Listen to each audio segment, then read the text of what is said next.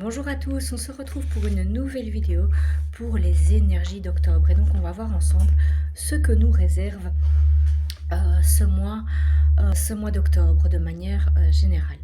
Alors je le répète, nous sommes en année 8, en 2024, et donc il va être question cette année de de justice divine, mais aussi de réalignement terre-ciel. Et donc on va nous demander dans le juste par rapport à nous-mêmes, de nous connecter à l'abondance, à la loi d'attraction par exemple, et aux énergies du cosmos.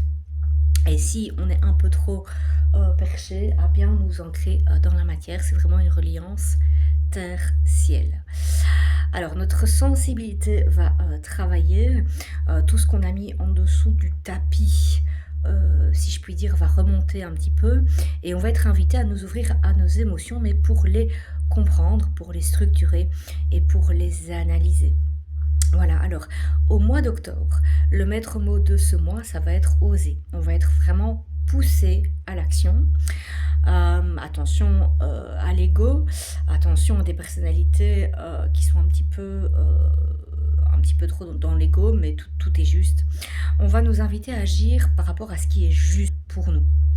On va être invité à mettre des actions en alignement avec notre être, ce que nous sommes et ce que nous désirons dans la vie, des actions justes.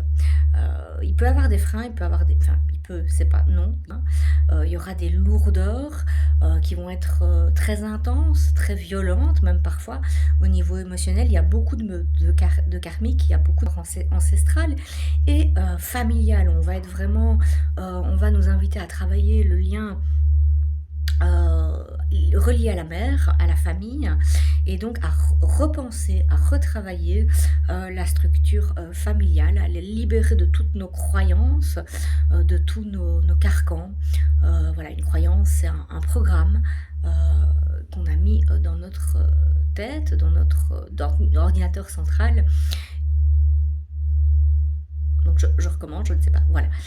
Une croyance, c'est un programme comme un ordinateur qu'on a mis dans notre base de données pour conditionner de sortir des carcans familiaux, de sortir voilà, de ce que notre famille nous a imposé, de reprendre notre leadership sur nos peurs. Il va être question de dépasser nos peurs, dépasser nos freins, nos vieux schémas, qu'ils soient familiaux ou pas, pour oser dire vraiment se positionner en leader, accueillir où il peut avoir une difficulté avec les émotions, des blessures d'injustice qui vont être là, qui vont être comment vais-je dire, qui peuvent pour certains qui sont très très sensibles être amenés avec beaucoup de... Voilà.